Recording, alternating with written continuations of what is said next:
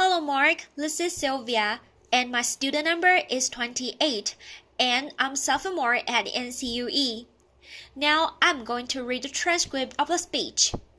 William Kamkwamba, How I Harnessed the Wind. Thank you.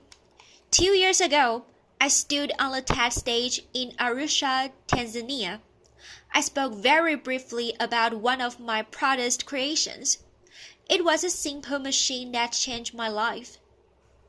Before that time, I had never been away from my home in Malawi.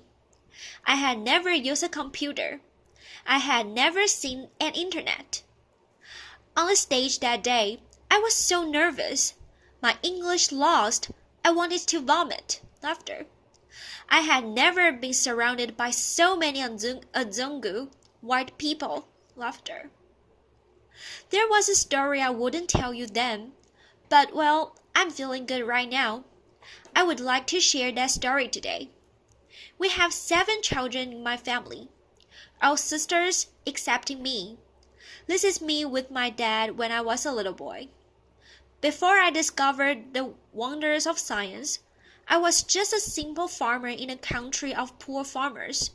Like everyone else, we grew maize. One year, our future turned very bad. In 2001, we experienced an awful famine. Within 5 months, all Malawians began to starve to death. My family ate 1 meal per day at night. Only 3 swallows of Nsima for each one of us. The food passes through our bodies. We drop down to nothing. In Malawi, the secondary school, you have to pay school fees. Because of the hunger, I was forced to drop out of school. I looked at my father and looked at those dry fields. It was the future I couldn't accept. I felt very happy to be at the secondary school, so I was determined to do anything possible to receive education. So I went to library.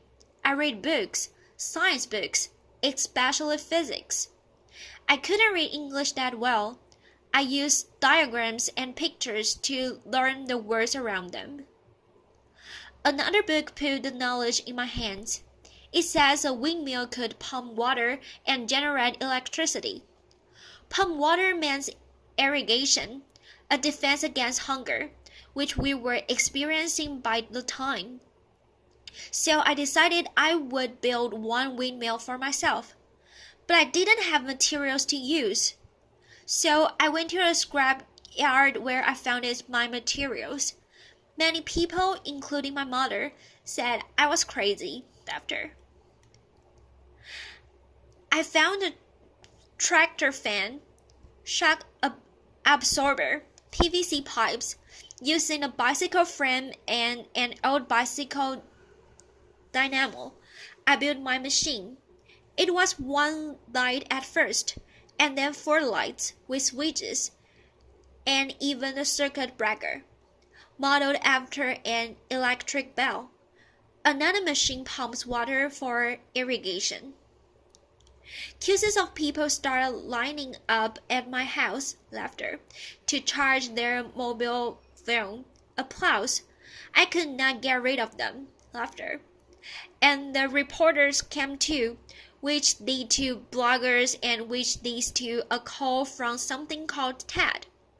I had never seen an airplane before. I had never slept in a hotel.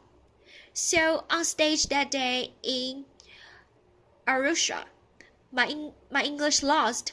I said something like, "I tired," and I made it. So I would like to say something to all the people out there like me, to the African and the poor who are struggling with your dreams. God bless. Maybe one day you will watch this on the internet. I say to you, trust yourself and believe. Whatever happens, don't give up. Thank you. Applause. Thank you for your listening.